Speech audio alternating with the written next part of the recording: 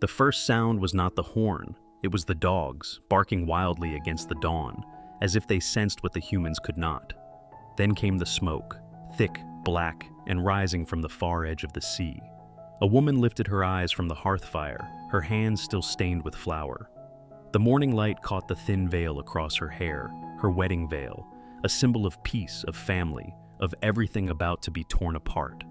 The horizon moved, long shadows sliding across the waves, sleek carved ships with dragon heads, gliding like predators. The Vikings had come, and when the Norse longships appeared, the world ended before the first blade was drawn. What followed was not a battle, it was a harvest. The men who resisted were cut down like grass, the rest bound, silenced, forced to watch as their homes became pyres. The women ran, but there was nowhere to go. The sea was behind them, the fire ahead. And the warriors who came from the smoke did not come for gold alone. They came for vengeance, for pride, for women. To the Vikings, taking a man's wife was not an act of lust. It was an act of war, a message carved into flesh and memory. To conquer a woman was to conquer the man who loved her, to unmake his honor, to destroy his legacy. Killing him would end his body, taking her would end his name. Centuries of romantic myth would turn them into explorers, poets, and seafarers. But beneath the polished sagas lies a darker truth. The Vikings were architects of terror. They engineered fear as a weapon, crafted humiliation into ritual. The longships were not just vessels of trade or discovery, they were instruments of psychological warfare. Imagine standing amid the ruins, the sounds of burning thatch, the cries of children, the smell of salt, iron, and blood. The woman's veil, now torn and blackened, drifts through the ash. To her captors, she is no longer a bride or a person, she is a trophy, proof that her husband's strength has been broken, his gods humiliated, his world reduced to smoke. And so the legend began. Tales of men who crossed oceans not only to pillage but to desecrate, to leave behind not corpses but ghosts. Each raid was a performance, a spectacle of fear. They did not just take what they wanted, they made sure their enemies watched, because for the Vikings, killing a man wasn't enough. They wanted to erase him, to salt his memory into the earth, to make his wife, his daughters, his blood, theirs. The Norsemen believed that honor could be stolen, not only in battle, but in bed. And every veil burned into ash, every woman torn from her home, became part of that creed, the unspoken code of humiliation that haunted the North. And this is where our story begins. In the Viking world, the battlefield didn't end when the fighting stopped. It continued in the homes of the conquered, in the bodies of their wives, and in the whispered stories that followed. For the Norsemen, victory wasn't just measured in blood spilled, it was measured in honor taken. Honor, to the Vikings, was everything. It was reputation, masculinity, divine favor. To lose it was a kind of death worse than the sword. And so, when a chieftain's hall was conquered, his treasures looted, and his kin scattered, the final wound came in the form of humiliation. His wife, once a symbol of his lineage, became the weapon that finished him. They had a word for this kind of destruction: need. To be Nidingur was to be stripped of manhood, to be branded with shame so deep it clung to one's descendants. And the most devastating way to inflict need was not by killing a man, but by desecrating what he held sacred: his family, his pride, his woman. Captured wives and noble daughters were paraded through the ashes of their own villages. Sometimes, mock marriages were staged, ceremonies twisted into performances of degradation. A woman might be forced to stand before the men who killed her husband, dressed in the remnants of her bridal gown, her new groom, a drunken warrior who mocked the vows she once made in love. The laughter of her captors replaced the songs of her wedding. Every jeer, every hand that touched her was a public declaration. Her husband's spirit had been broken. The act was not always driven by lust. It was psychological warfare, a symbolic theft of purity, legacy, and identity. The Vikings understood that fear was more powerful than steel. When a conquered chief saw his wife taken as a thrall, his own courage dissolved. His gods had failed him. His name was defiled. His fall was total. Even in their mythology, the Norse reflected this dark fascination with humiliation. Loki, the trickster god, wielded sexual disgrace as a weapon of mockery. In sagas and poems, he turned the sacred into the obscene, the proud into the ridiculed. These stories were not entertainment, They were mirrors of the real rituals the Vikings practiced in life. There are accounts, whispered in sagas and hinted in chronicles, of women used in bloodletting rites, forced to share a bed in the sight of witnesses, binding the conquered house to eternal shame. The act itself became a curse, a permanent reminder that honor could be stolen as easily as breath. And for the women, survival meant silence. Their screams were drowned by laughter, their tears mistaken for submission. Some became servants, some unwilling brides. Others were simply erased, their names lost so their shame could not stain the living. But their suffering served a purpose. Every act of degradation was a story, a warning. When news spread that the Vikings not only killed men, but unmade their families, entire villages fled at the sight of a sail on the horizon. Fear became their greatest weapon, and humiliation its sharpest edge. Because for a Viking, making a man's wife his slave wasn't lust. It was the final insult, the victory that lingered long after the blood was washed away. The morning after a raid was not silence, it was commerce. Beneath the drifting smoke and shattered halls, the Vikings began to count their profits. Not gold, not silver, but people. The North ran on a hidden economy of flesh. The women who had once worn crowns, the daughters of chieftains, the wives of warriors, all were now cargo, chained, branded, and stripped of everything that had once defined them. The Vikings called them thralls, a word that meant both servant and slave. But in truth, they were neither. They were spoils, living trophies of conquest, traded like livestock across the cold waters of the north. On the docks of Dublin, in the frozen harbors of Hedeby, and deep within the smoky markets of Birka, human trade became a spectacle. The air reeked of tar and blood. The waves slapped against the longships heavy with prisoners. Men with iron rings on their arms haggled over women with iron collars on their necks. The sound of coins clinking was followed by the sound of weeping. The slave markets of the Viking world were not hidden. They were proud centers of wealth. And the most prized commodity was beauty wrapped in lineage. A noble woman fetched a high price, not only for her appearance but for her symbolism. Owning a rival chieftain's wife was the ultimate humiliation, a visible reminder that one's enemies now served his table, bore his children, washed his feet. Arab chroniclers who traveled the northern routes recorded scenes of horror and fascination. They wrote of tall, pale-haired women sold beside barrels of mead and furs, their skin marked with bruises and ownership brands. To the traders, they were merchandise. To the buyers, they were currency, gifts to seal alliances, offerings to gods, or concubines for the powerful. And still, the trade flowed south, through the rivers of Russia, down to the markets of the east.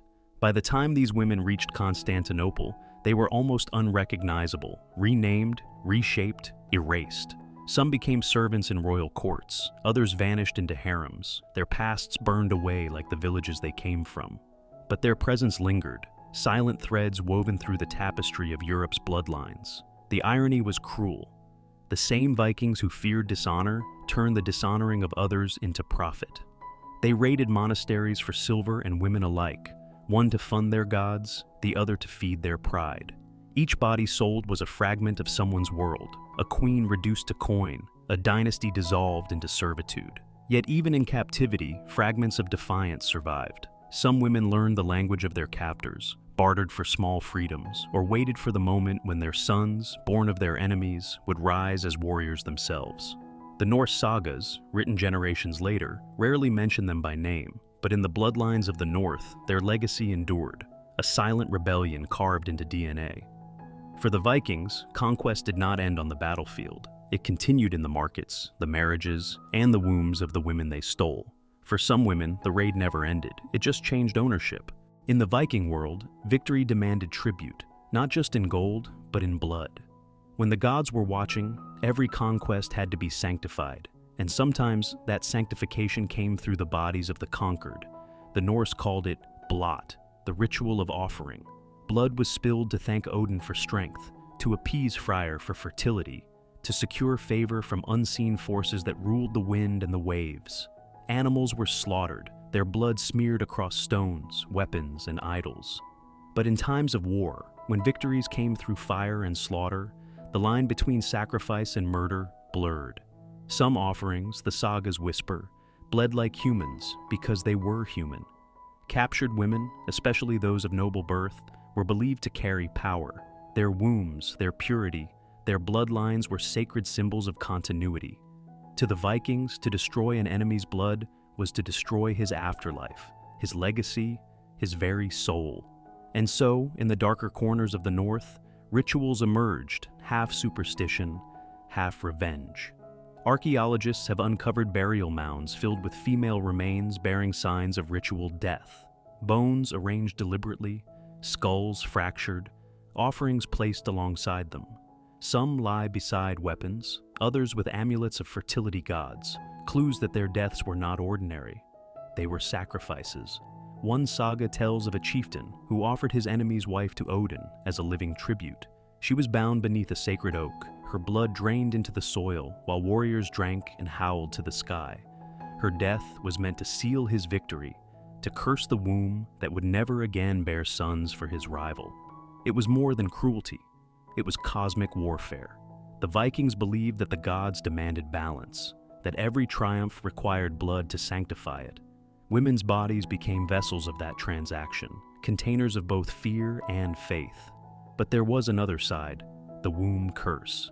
In Norse folklore, there are tales of women who, before dying, cursed their captors. They spat words of vengeance that promised barren wives, stillborn sons, and doomed bloodlines. The men who heard them believed. Some even killed the women, not out of lust or rage, but fear that their wombs carried the power to destroy them. These stories bled into myth. Ghost women, pale and silent, haunting the burial mounds of warriors. Pregnant captives buried alive so their unborn children would not continue the enemy's line. Their deaths were framed not as murder, but as ritual, sacrifices to prevent cursed heirs from walking the earth. The rituals grew darker with time. In the sagas of Iceland, women accused of witchcraft were drowned or burned, their ashes scattered to cleanse the land of misfortune. Many were foreign captives, women who had survived the raids only to be condemned as omens of chaos. Their suffering was rewritten as divine necessity, and yet the Vikings feared them. Even in death, they whispered of cursed wives who walked beneath the aurora, their cries carried on the wind. Warriors avoided the mounds where such women were buried. Ships turned from shores said to be haunted by their spirits. For the Vikings, death was not the worst fate. To live as an offering, to exist only as a vessel for revenge, a womb emptied by ritual, was far worse. These acts were not just violence, they were expressions of belief twisted into madness. Every drop of blood spilled beneath the northern sky was meant to honor gods who demanded both faith and horror. And in those sacred moments of cruelty, the Vikings believed they were writing their destiny, even as they damned their souls. Not every story ended in death. Some ended in silence and survival. After the flames of conquest died down, after the blood offerings were made and the gods were fed, there were women who still lived, bruised, enslaved, broken perhaps, but alive. And life, in the Viking world, was its own kind of battlefield. For these women, survival meant adaptation. The same instincts that had once guided queens in court now guided slaves in the longhouses of their conquerors. They learned the language of their captors, studied their customs, and waited for the moments between brutality, the slivers of humanity that could be used as leverage. Some women became indispensable. They cooked, managed households, even advised their masters on matters of trade or politics. Others used their silence as armor, their obedience as a weapon. The longer they lived, the more power they quietly reclaimed. In a world ruled by strength, cunning became the hidden currency of the powerless. The sagas tell of women like Melkorka, an Irish princess captured and sold as a slave. She spoke no word to her owner for years, until one night she revealed her true identity. Her silence had not been submission, but strategy. Through patience and wit, she rose from concubine to mother of a saga hero, her son destined to become a respected Norseman. Her lineage, once enslaved, wove itself back into power. Others played even more dangerous games. There are tales of women who whispered curses into the ears of sleeping warriors, who feigned loyalty while secretly poisoning their captors, who bore children not out of love, but for survival, to ensure protection in a world where motherhood could mean immunity. This was the unspoken truth of captivity. Sometimes the only weapon left was the heart, and sometimes the heart turned traitor. A woman might come to depend on her captor, not out of affection, but necessity. Dependence twisted into attachment, attachment into something that looked like love. Centuries later, psychologists would name it Stockholm Syndrome. But for these women, it was older than words. To live meant to understand one's enemy so well that he ceased to be one. Some women even ruled beside the men who once conquered them, queens forged from captivity, weaving peace treaties between bloodlines born of war. Others vanished into history, leaving only fragments, a name in a saga, a brooch in a grave, a rumor of laughter in a foreign tongue. The Vikings saw them as possessions, yet feared them as omens. They believed a woman wronged could summon curses, twist fate, or turn the gods themselves against a man. And so, even the most powerful warriors watched their wives and their slaves with suspicion. In the candlelight, power shifted quietly, invisibly, from sword to whisper. They weren't just victims, they became mothers of dynasties, chroniclers of grief, keepers of memory. Through them, the Viking legacy endured, not only in conquest, but in the quiet, defiant act of survival. The longships are gone now, their sails no longer cut through the fog, their oars no longer strike the sea. But the ghosts they left behind still whisper through the north. In the sagas, the Vikings are remembered as heroes, explorers, poets, founders of kingdoms. Yet hidden between the lines are the voices they silenced, the wives who vanished, the daughters who never returned, the queens who became slaves, and the slaves who became mothers of empires. Their stories were written out of history, yet their blood remains, pulsing quietly in the veins of Europe. Modern science has traced Viking ancestry across continents. In the DNA of Britain, Ireland, France, even Russia, the Viking legacy is alive, but not in the way the sagas intended. Those proud Norse bloodlines were not spread by noble conquest alone. They were spread through captivity, through violence, through women who had no choice. The Empire of the North was built not just with iron, but with wombs. Even the land remembers. In the ruins of old markets, bones of the enslaved lie beside coins and weapons. In folk songs, fragments of prayers and curses echo the same plea, for peace, for justice, for remembrance. And when the wind sweeps through the fjords, it carries the same hollow sound the victims once heard, the cry of a horn, the roar of the sea, the approach of something unstoppable. The Norse gods are gone, their temples have rotted into soil, their idols turned to dust. But the silence that follows still hums with what they left behind. The echo of conquest, the ghosts of the women they tried to erase. The North still remembers, and the ghosts still speak.